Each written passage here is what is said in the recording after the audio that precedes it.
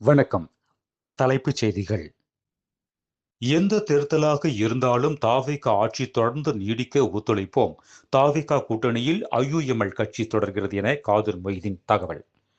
50 நாட்கள் ஆகியும் சம்பளம் வழங்காததை கண்டித்து மேட்டூர் அரசு மருத்துவமனை ஒப்பந்த தொழிலாளர்கள் போராட்டம். நோயாளிகள் கடும் அவதி. நான் முதல்வன் திட்டத்தை முடக்குவது தமிழக இளைஞர்களின் வளர்ச்சியை முடக்கும் செயல். மு.க.ஸ்டாலின் எச்சரிக்கை. சென்னையில் ஜூன் 29, 30 தேதிகளில் முதல்வர் விஜய் தலைமையில் ஐஏஎஸ், ஐபிஎஸ் மாநாடு. அனைத்து துறைகளின் செயலாளர்கள், மாவட்ட ஆட்சியாளர்கள், காவல் கண்காணிப்பாளர்கள் பங்கேற்பு. இனிவரும் மழைக்காலத்து முன்னதாக நீர் மேலாண்மையை யோசிக்க வேண்டும். தேமுதிக பொதுச் செயலாளர் பிரேமலதா வலியுறுத்தல்.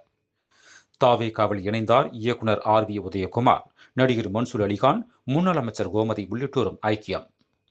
வருவாய்த்துறை அதிகாரியிடம் பணம் கேட்டு மிரட்டியதாக லஞ்ச ஒழிப்புத்துறை பெண் ஆய்வாளர் விமலா பணியிட நீக்கம். உடந்தையாக இருந்ததாக டிஎஸ்பி மீதும் நடவடிக்கை.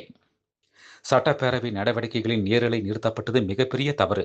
சபாநாயகர் ஜே.சி.டி. பிரபாகருக்கு உதயநிதி ஸ்டாலின் கடிதம். மேகதாது அணை தொடர்பாக புதிய நடுவர் மன்றம் அமைக்க வேண்டும் என்ற தீர்மானத்திற்கு விவசாயிகள் கடும் எதிர்ப்பு. ஜூன் 27 தமிழக சட்டப்பேரவையில் நகல் எரிப்பு போராட்டம் நடத்த முடிவு.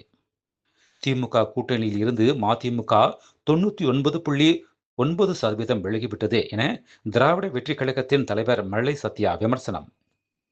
ஒட்டுமொத்த தமிழக மக்களும் போராடினால்தான் மேகதாது அணை கட்டுவதை நிறுத்தம் எண்ணம் மத்திய அரசுக்கு வரும். வைகோ கருத்து.